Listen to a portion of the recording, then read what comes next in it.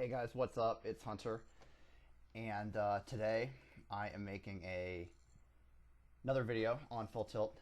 We have a 2-4 table on the left and a 3-6 table here on the right. I just sat at this 2-4 table and don't have any history or anything with these guys, but I sat because a couple guys, mainly this guy, were sitting with less than a full buy-in, and that's usually a good indicator that they don't really have the strongest grasp of what they're doing. So usually a good sign that there's some weaker players at the table. And on this 3-6 table, I've been here for probably 20 minutes. I cracked aces is the reason I sat down. As you can see, he's playing a 48-21 game, which is nice. So I decided to sit with him. And about 5 minutes ago, just as I was getting my headset plugged in and firing up Camtasia, Taylor Caby sat in. Taylor Caby of Card Runners fame. So I am sure he is also making a video. I don't know why else he'd be playing 3-6. But so this is kind of an interesting table. We have a really weak player on our right, and across from us is a very, very, very strong player. So clearly we're not really going to be looking to get too involved with Taylor, but we are going to be trying to play as many pots as possible with I cracked aces. So let's just see what happens. We got a little bit of history here on the right. It's an interesting min 3-bet out of the king queen over here. So okay, wow, that was a pretty serious. That was a blind battle that did not go well for Taylor. Before I explain the history, I want to review that hand that just happened. So let's see here. Whoops, that was a misclick. Now Taylor and this other guy, I don't even know what that name is. IBWN. They've had one blind battle before this that I witnessed. So here, Taylor 3-bets his blind.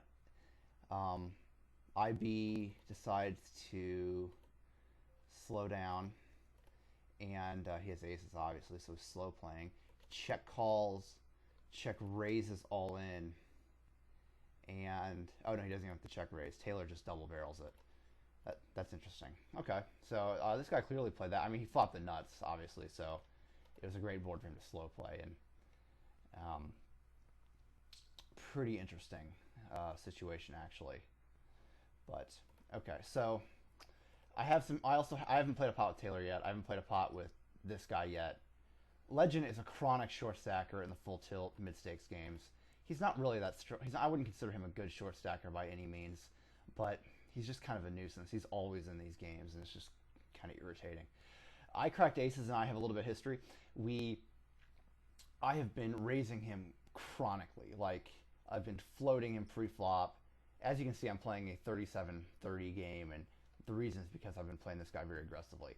Whenever there's a blind battle situation, he'll limp, and I'll raise it really big, and he'll usually fold. But recently, he's been limping in, and when I raise him, the last two hands we played, he limped, I raised, and then he check-raised the flop. And the first one, I folded to his check-raise, just because his check-raise number is very, very low. His flop aggression is very, very low. So this guy's a short stack. Otherwise, I'd want to play. No, I still want to play because Hellraiser's going to call.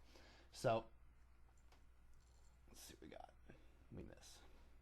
But then the second time, he check raised me in a blind battle.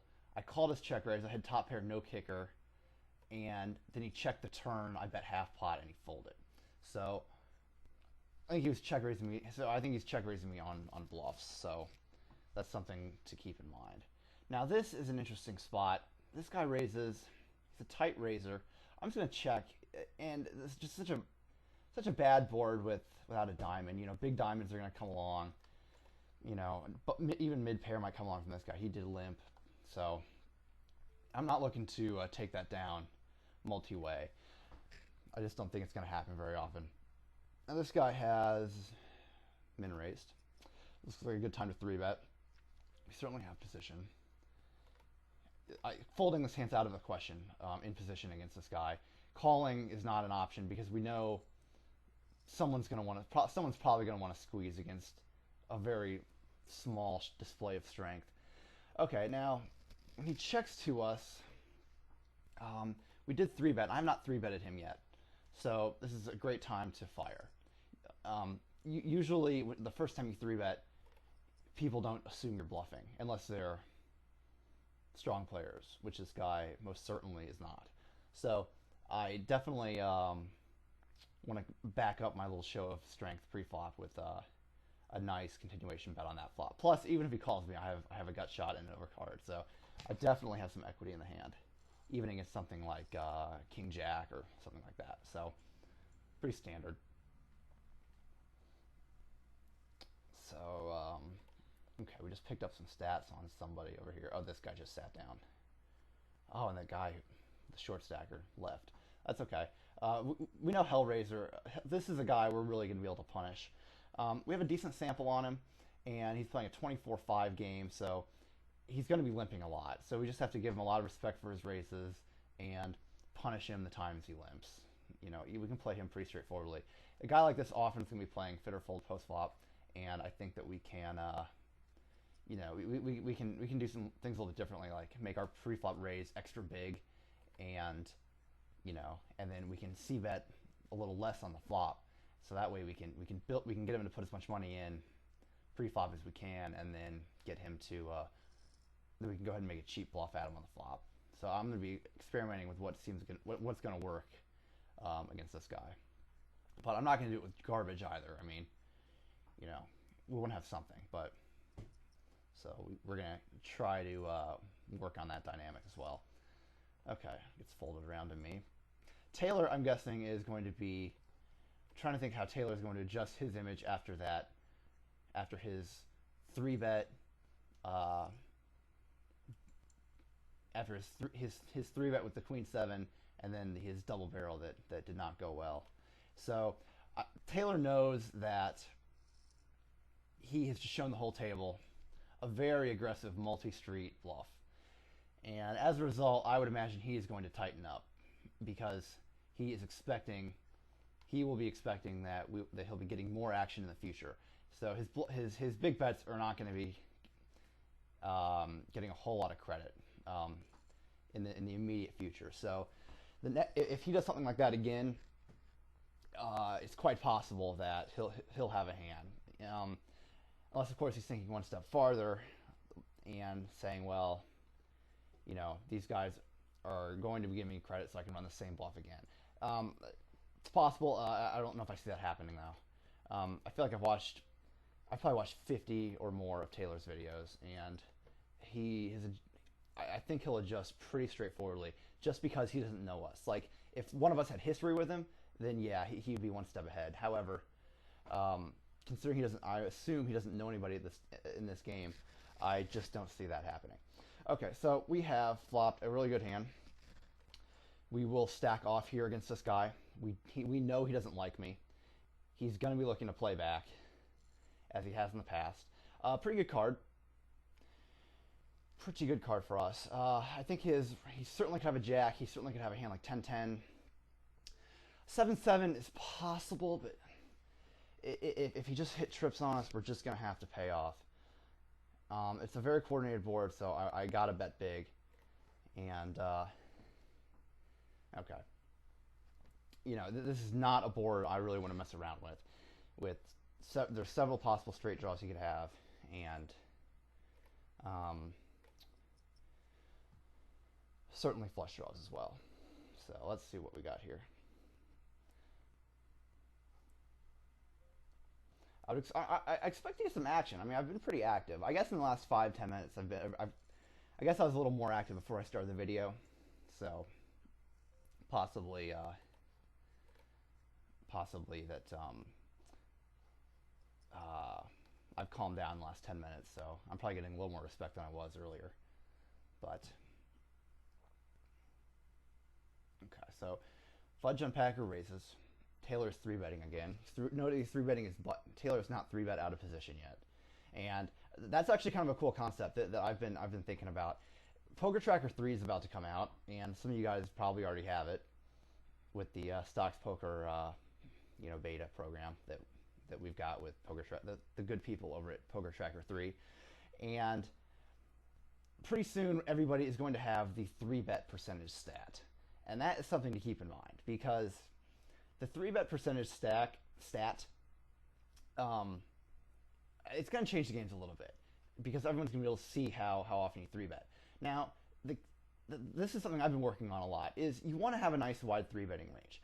But you can have a wide 3-betting range by just only 3-betting like most of the time, like in position, where the pressure is on them, and post-flop in a big pot, you're going to have a huge edge because of your position. Now, I'll get back to that in a second. I'm going to sell the squeeze real fast, bump this up a little bit.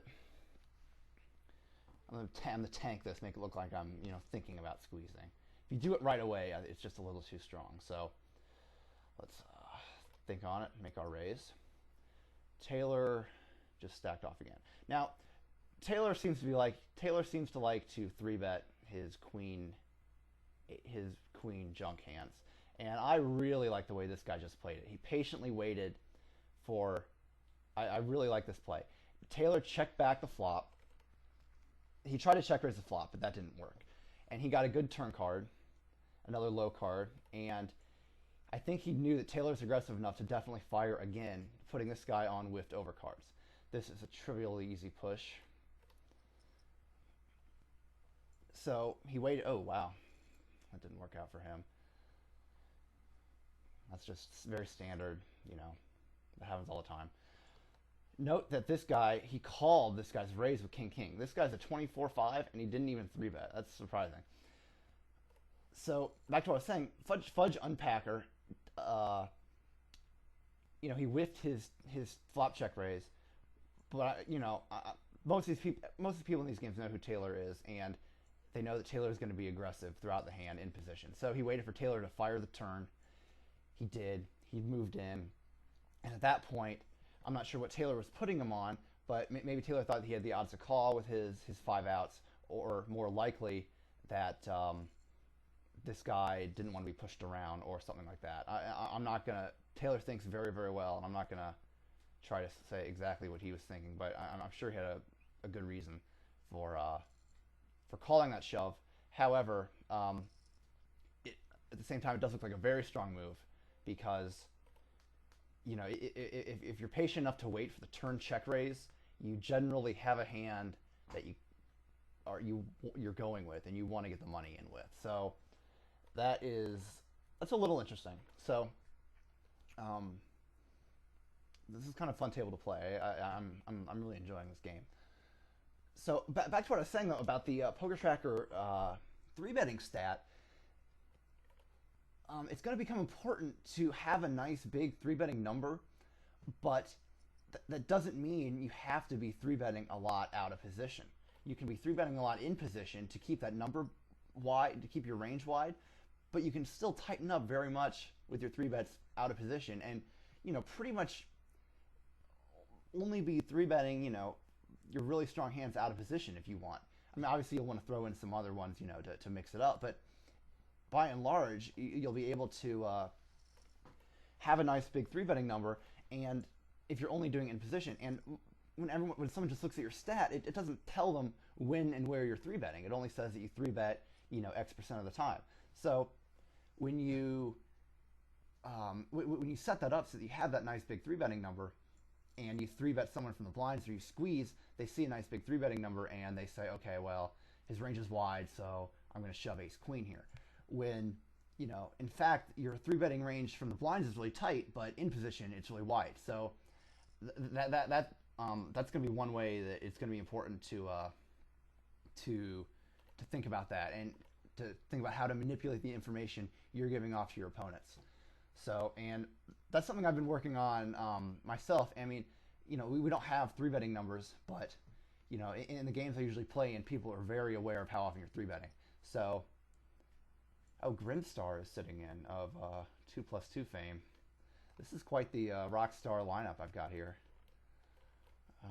Okay, so Hellraiser has donked into me. We see a very high flop aggression number. I want to stack off here. I'm gonna make a pretty big raise. I'm gonna go make it 110. very connected board, and I really very possible to the draw, and I want to charge him the absolute max here. 8-9, some sort of flush draw. There's several gut shots, but he folds, and that's okay. I mean, by making I have to raise that big. I mean, I want to. I definitely want to get the money in quickly. So now this is a hand I would consider opening, but with a very strong player on the button, I am just not looking to play that hand out of position if he comes along. So that pushes it toward a fold. And if you watch Kyle's last video, Kyle folded King Jack under the gun just because he knew the King Jack offsuit, just because he knew the players on his left were really strong, and he'd be in a tough spot on pretty much any flop when he makes that raise. So that's certainly an important factor to think about when you're hand selecting in early position. Here I don't know anything about this guy, and he's a small stack, and I like to make life as hard as possible on them. So I'm going to check raise him all in. I think that considering how small a stack is, this is a nice little pot for him to pick up. So, well, that doesn't work out, but it's a pretty good card too. I'm going to try the same thing on the turn. I'm just going to check here. I would strongly consider raising this guy, raising this up and punishing the limper. But the problem with Legend is he's going to call, and then he'll stack off real light on the flop. And this isn't a hand that's really going to play all that well in that situation. So that worked out well. I got him to push his king. So, whereas if I'd bet the flop, he would seriously doubt he was going to come along, considering he didn't bet it himself. So, okay. This is an interesting spot. And let me think here.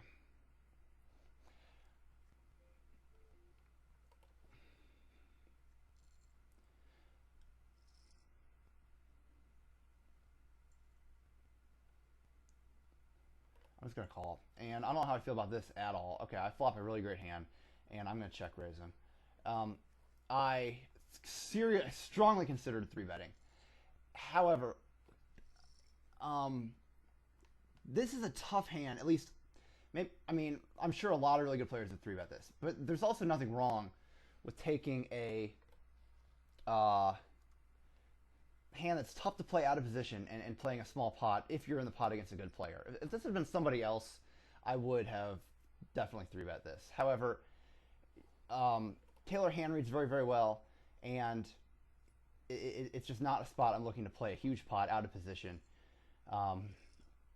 when I'm gonna have a lot of tricky post flop spots. Now I happen to flop a really great hand. This is a 12-out draw, 12-out nut draw.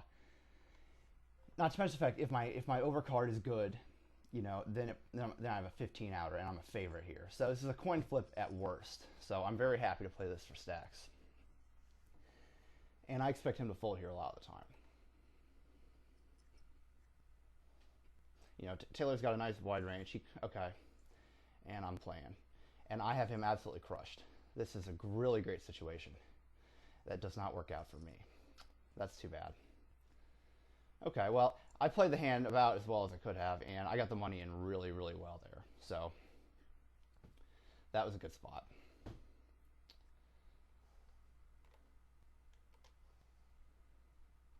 And I will take that situation all day long.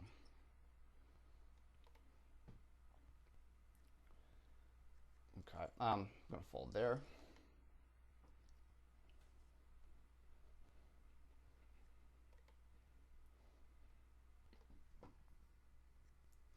But yeah, going back to that King Jack, 3-betting is fine there. That's a hand I will mix it up. I will mix it up with, just depending on, on the stacks and the player and, whatever.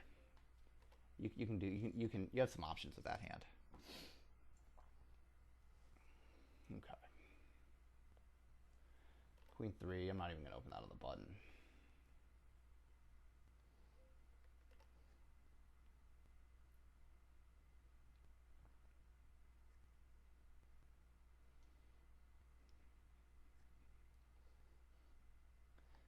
Left table has become not all that great. Let's see here.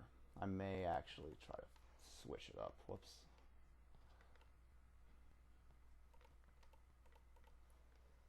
Whoops.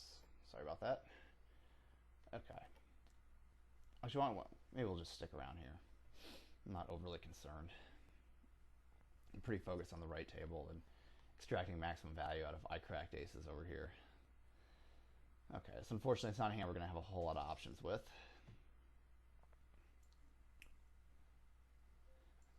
Okay, these guys are so tight that I'm gonna make this under the gun raise, and we're really just in the high. Actually, we're really just in the hijack.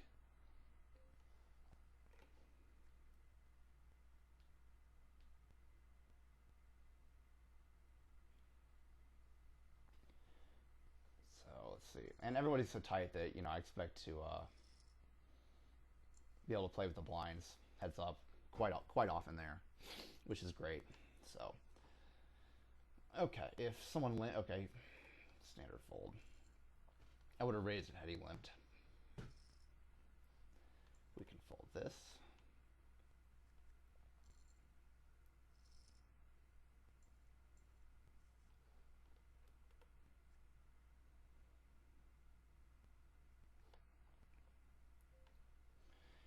And I'm going... I expect these guys to call. This guy's... I'm going to fold because I'd bump it up occasionally, but I've really been playing this guy pretty hard, and I don't expect him to ever fold pre-flop, and I don't expect him to fold very often post-flop, given how hard I've been playing him. So, and that's a hand that's just purely played for positional fold equity. So, and I just didn't expect to have a whole lot there.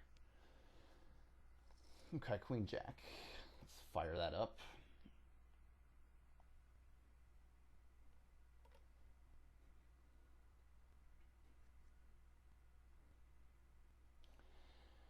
Okay, so let's add this guy's other 40 bucks to the pot. $100. 30 to play 70 to win 100. There's nothing really wrong with folding here. His range is primarily going to be aces and pairs. Actually, some kings too. I'm going to be dominated there a lot against a short stack, and if that hand were any better, I would have slow rolled him and then pushed, but okay. Let's see what we can do here. I mean, it's important to keep in mind when you're playing a short stacks that because of the pot odds you're getting and how your range generally weighs against their range, very rarely are you making a big mistake either way. So, a lot of times I'll call just to try to get rid of the short stack because usually they'll just leave once they double up. And other times I'll fold if if I have a hand like 4-4 or something like that where when all the other pairs are in their range too, then I'm quite often going to be a pretty big dog. But it just kind of depends on the specific short stacker. But it's hard to be making a really big mistake equity wise from calling versus folding.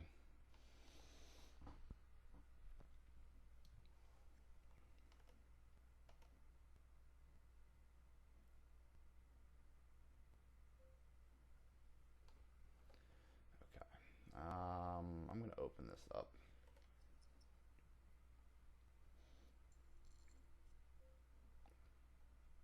Okay, I'm going to follow through. I anticipate this guy's calling with a pretty wide range.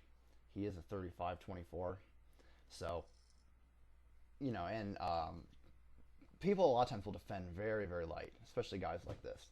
So I don't expect that flop to hit him too hard very often. So, I mean, there's some draws with two face cards and everything. Oh my god, that was a really great. Let's check on that. That was a really great play on Taylor's part. So the pot on the river was $300.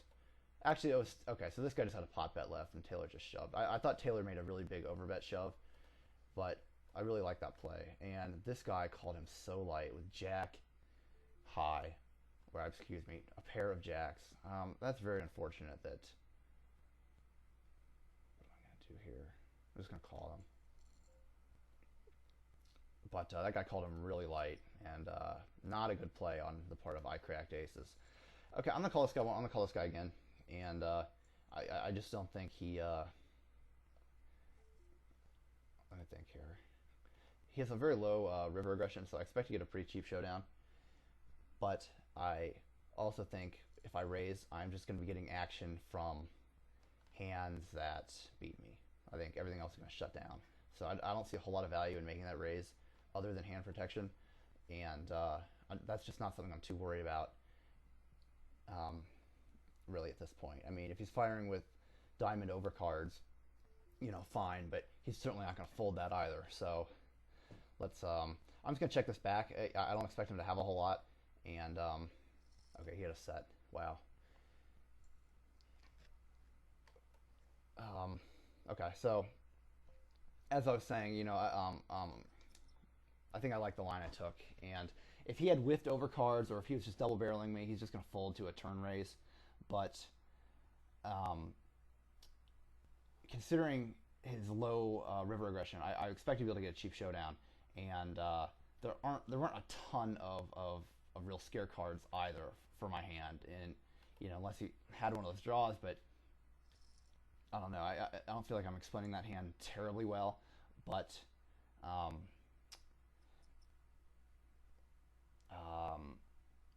I do like the way I played it, and I just didn't see a whole lot of value in that river bet. I mean, I could represent a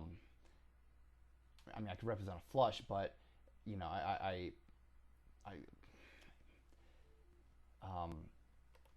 any legitimate hand that he's got at that point, I just don't see him folding to one bet on the river either. So, because his range is weighted toward really good hands and missed hands, and most of his really good hands are not going to fold, but they do want to check call when they see the flush card come. So I just didn't see a whole lot of value in a bet there, unless he has like Jack 10 exactly. So okay, I'm gonna make the same exact thing I did last time I raised. He called. Oops, we don't want to make that misclick. Okay, this is a spot I normally just call. Actually, let me think. Actually, I changed my mind. We're gonna make a nice raise.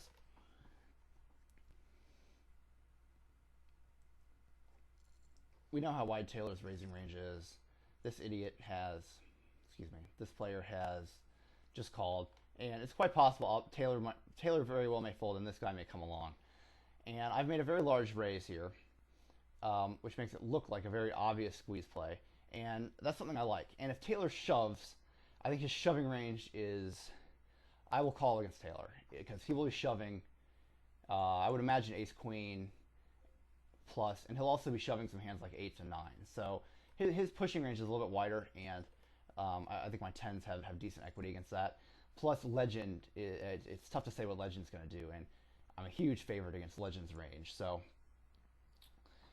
I would love to play for his stack with 10-10 there. So okay, we're going to raise up king queen, and we're going to be shoving 10-10 against this guy. He is 3-4, and this is a nice spot. I'm just gonna make it normal. A nice 4-bet. Get this guy out of here. Okay, and we're flipping. So let's see how we do. Okay, and our 10s hold.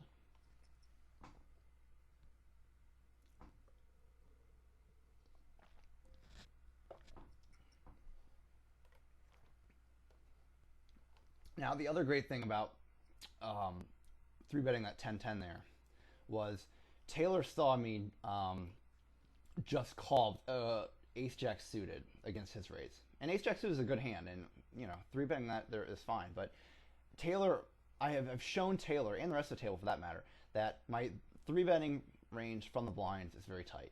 So when I make a big 3-bet, he's going to have to give me more credit than usual because of the fact that I did not 3-bet my ace-jack. So not only did... So I don't expect him to come along all that often. I don't really see him calling. I think Taylor my raise was big enough. I think Taylor is either going to be pushing or folding there. But we have the added bonus of legend. You know, we have that kind of donk factor there, and he very well could decide to come along with 5-5 or something like that. So anyway, so no cash, no poker has opened. This is not a hand I'm going to be getting involved with, especially kind of against a half stack. So we can dump this.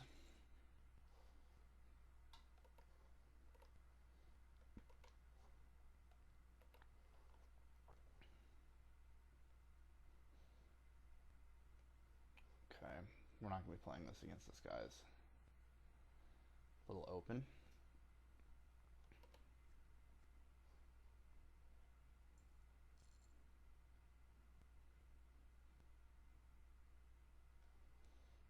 Hello Puppy has fired into him. Taylor just cold called this. Now Taylor made this exact play before the video started. The flop he cold called the flop was ace ace king, and the pre-flop raiser bet into him. Taylor made a 3x raise on the flop, which I didn't like really at all, and I don't know what Taylor was representing. There was a flush draw, so maybe that was it. But Taylor is not going to be cold calling with an ace. Taylor re-raises those hands. So I wasn't, and the guy called, and then later on pushed the river of the turn or something, and ended up winning the hand. So, and Taylor just bluffed the ace again. Now, I don't know. I mean, if that were me and Taylor made if this were me, I would have played this hand very similar to the way Hello Puppy did. And Hello Puppy has probably seen some of Taylor's videos, because Taylor KB does not cold call weak aces very often anyway. Excuse me, he does not cold call good aces very often. He 3-bets those hands. So when he raises an ace high flop, he's pretty much representing a set, which is unlikely. So if I have an ace there, I am going to be showing the hand down. And to Hello Puppy's credit, I think he played that hand very well against Taylor. I think that's especially, and you know, let me make sure I got the action on that right, so I'm analyzing this hand correctly. So yeah, it was an under the gun raise. Taylor called. This is one of those spots. I would probably call against Legend just because of pot odds, but with Fudge Unpacker in there, I don't know what he's going to do, so I'm just going to fold.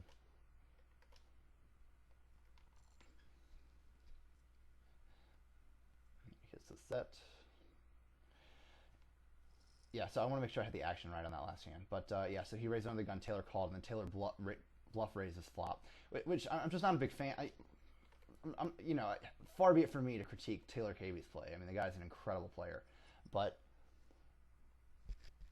I can't say I totally understand his thought process on that one, because an under the gun raiser, I mean, his range is weighted towards aces and non-ace. Well, he either has an ace or he doesn't there. And I guess Taylor's thinking, well, he can't continue without an ace. And I'm sure that's what Taylor was thinking. He said, well, if I raise here, this guy cannot continue without an ace, so he's going to have to fold every non-ace hand.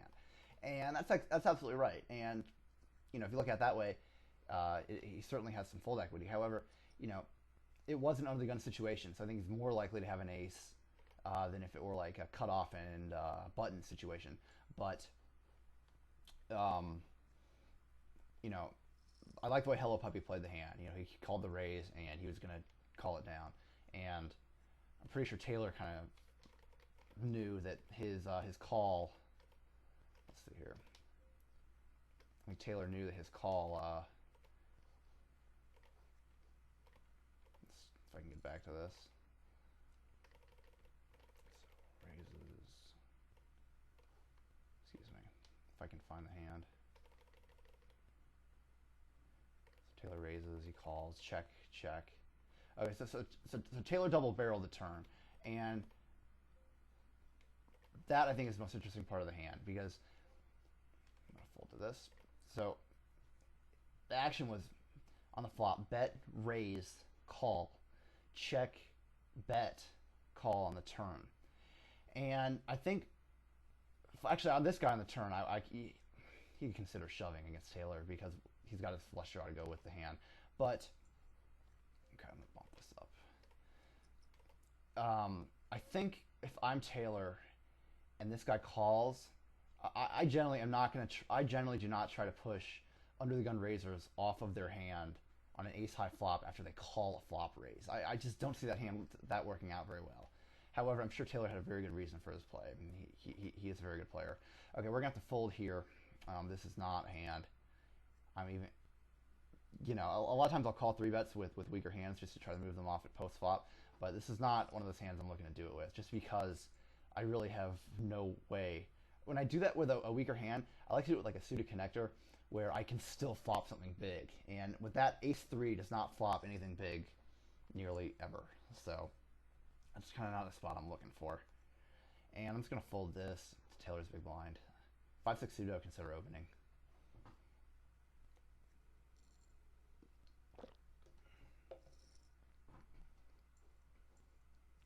But, okay, so 9-2, no good. Let's see what we got here. Dude is a 20-11. This is not a good time. King 9 just is plays so poorly out of position that. Okay, this is turning into a decent table. I mean, this guy's very loose aggressive. Oceans does not have a. This guy's on the passive side pre-flop. Oceans does not have a full stack, and he's just limped the button. So we know pretty much right away. I don't need to see a whole lot else to know that this guy isn't the strongest player out there. So that's kind of cool. Okay, so we have another blind. We have a 3-bet. These guys are deep stack too, so this is kind of a cool spot. Raise, Taylor 3-bets. Hello Puppy has 4-bet him. I think this is a really great 4-bet because Taylor has shown us this session that even if this was some random guy, he is 3-bet light a few times now. Most notably was with that Queen 8 and the Queen 7 hand. So I think this is a very profitable 4-bet for Hello Puppy to be making. Taylor's 3-betting range is wide enough that he is going to have to fold, especially being out of position with deep money. He's going to either have to fold or make a rebluff 5-bet, which is going to be a very expensive move at the times it does not work out. So I really think that was a great 4-bet for him to be making. So these two are really, there's a lot going on between them. And this is something I may have mentioned this before, but maybe like in the forums or something.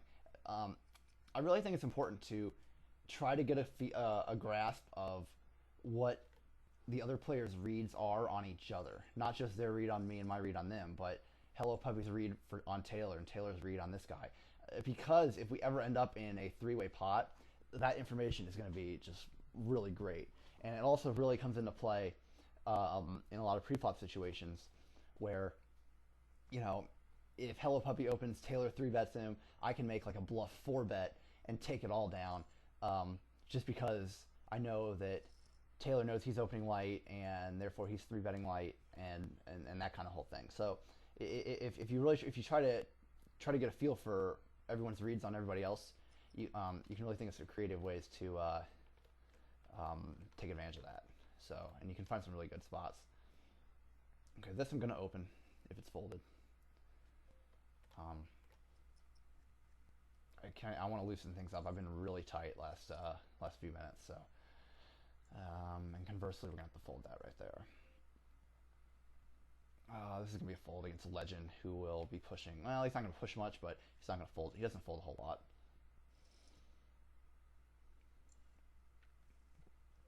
Okay, that's too bad.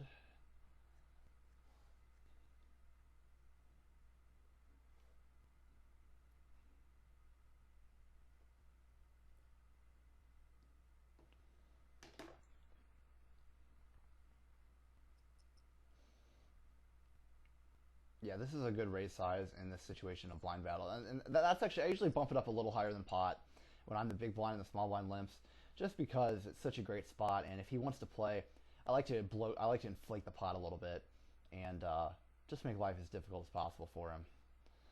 Okay, see what I mean by legend not being a very good short stacker? This is not a, you don't want to be limping your button really ever, especially if you're short stacking. I mean, that's just, so that's a very easy raise from the big blind.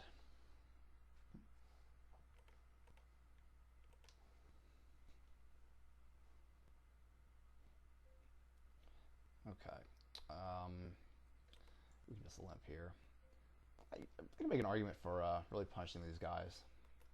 Leather ass probably would have raised here, and I think I like a raise more than a call, to be honest with you, actually. Yeah, this is one of those things where like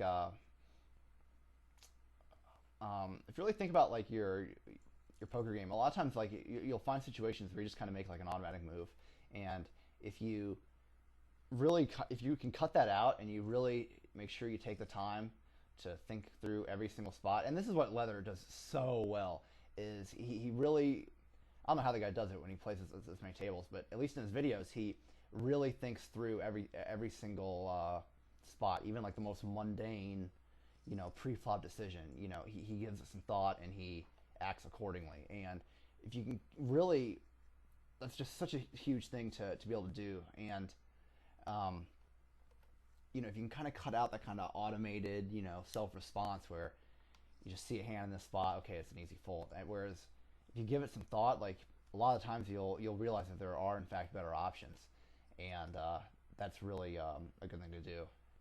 And that actually is surprisingly hard for me to do in videos, especially because I feel like I'm always trying to in the middle of explaining something or talking about a hand. So sometimes I'll autopilot a spot when I shouldn't. So hopefully no one minds when that occasionally happens. But okay, so this guy's just called. This is a really great board for my hand, although he's just fired into me. This might be a great spot to bluff raise. Actually, there's really no draw.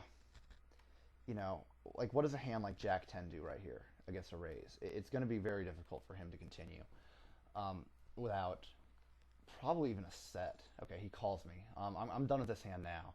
But, a hand like Jack 10 there or even Queen 10, they're going to have a hard time continuing. So, but when he calls me that fast, I am not looking to double barrel here. This very well could be a set. Okay, and this is a value bet, and I am not going to do anything other than fold. I'm going to tank it for a second, make it look like I had something, but I kind of like that bluff raise because a lot of times you see guys just kind of donk into you, like he'll think that flop missed me and he can just take it down or something, or they want to kind of test out the water to see how their Jack 10 or their 10-9 is doing. And when you make that raise, there's really not a whole lot they can do. And you're going to force them into a very uncomfortable situation. But when he called, and I made a big raise, and when he calls it that fast, I'm done with the hand. It's just not, there's just not going to be a whole lot of value in trying to push him off. I think he probably had a set there, and there was no value, no fold equity for me. So.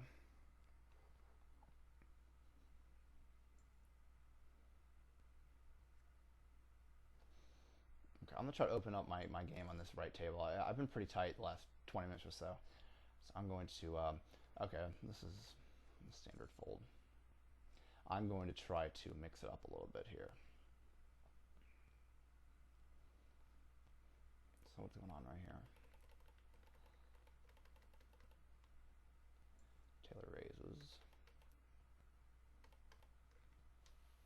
Fudge calls in the blinds. Check, bet, call, check, bet, here we are, okay. Definitely raising this up. Yeah, Taylor's been very, very aggressive this session, and I will be 3-betting him lighter going forward. Preferably in position.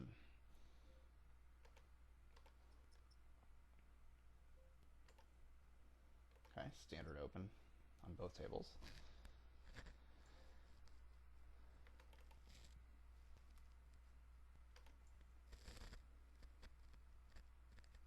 This is not a good flop to continue on. This hits these calling ranges pretty hard. All kinds of draws. I don't expect to fold out either of these guys enough of the time.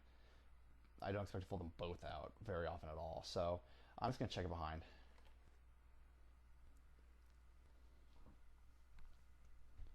Flush gets there. I mean, there's so many one pair hands that hit that queen and the 10. Or make a straight draw or a flush draw. So I'm just going to fold. And there's just not a whole lot I can do about that. It's just a very bad flop.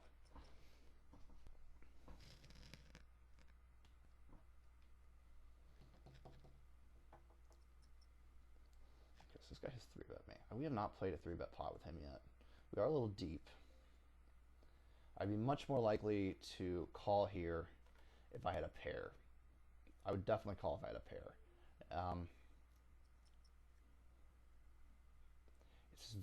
It's just so much. I'm just going to fold.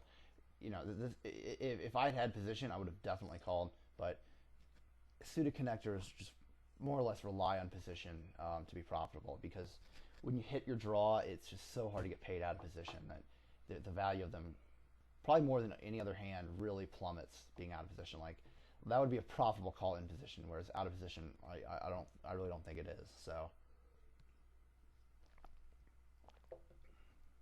just got to shove it or pitch it and move on. Okay.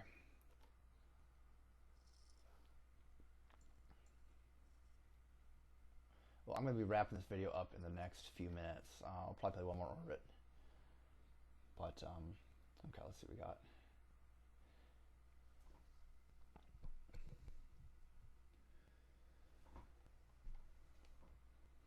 And we get walked. That's too bad. I wanted Oceans to get in there. So his numbers pop up. He's a 23. 20 and a 3. That's kind of interesting. Well, the 3 would explain his. Okay, this is going to be an easy 3-bet. Guy's a 27, 25. He's been active. I mean, he hasn't been here that long, but... Okay, well, now we can't do a whole lot.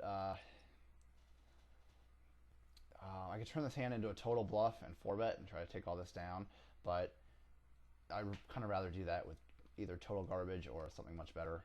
And Ace-Jack is kind of in the middle, and if we do happen to get action, it's going to be very difficult on the flop. So, and it's just ruined against a pushing range. So I think that's the best move, just to pitch that hand. Okay. Let's see if we can't play this hand. All these big stacks. There's a lot of money on this table. That is always nice to see.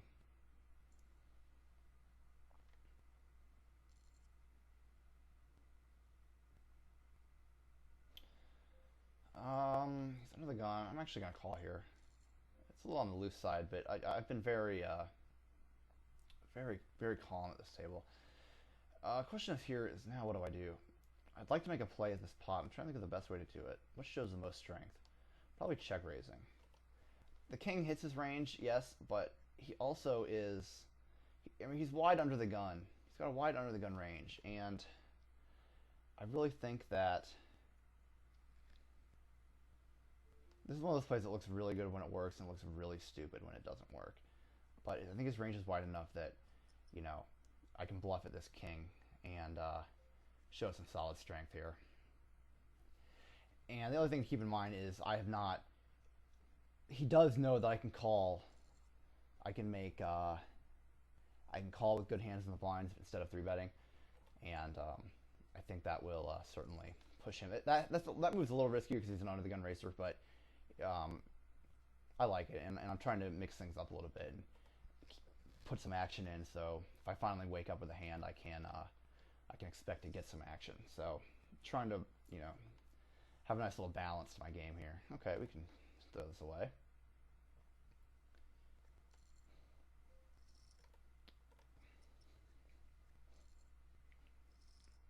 Okay.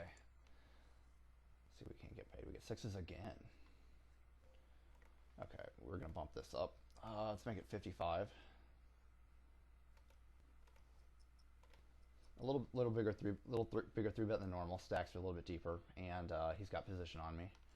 I'm actually surprised he folds, to be honest with you. He's kind of a tight raiser, and he's raising under the gun, so he's got a decent hand. Okay, so what do we have here? We have a 3-bet and a call, a cold call. This is a very strong cold call. Like, this is usually either ace-king or like jack-jack plus, which makes me think I've got some very nice implied odds against this guy. And I'm getting about 12 to 1 on my stack, my implied odds. So I'm gonna make this call.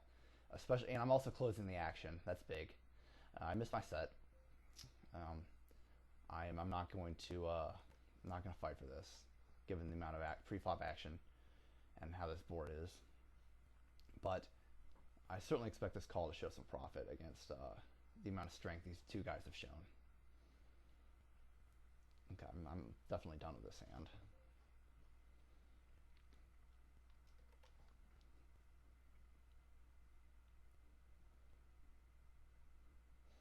I'm very interested to see what this guy has. It looks a lot like Jack-Jack right now, or even Ace-King in these slow playing. Like, this board hits his like cold calling range so hard. I mean, maybe not. I mean, they are both double stacked, so he could that does widen his cold calling range a lot for like pocket pairs that he's got set odds on and stuff like that. But in general, see, now he's coming out firing really hard. Yeah, I just think this guy has more often than not has a pretty big hand. And I think this guy has proceeded with caution because of this guy's cold call. Okay, he folds. I think this guy was looking to check raise at some point.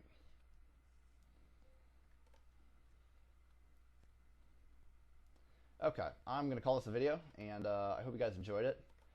And let me know comments, questions, whatever, and I'll talk to you guys in the forums. Talk to you soon. Later.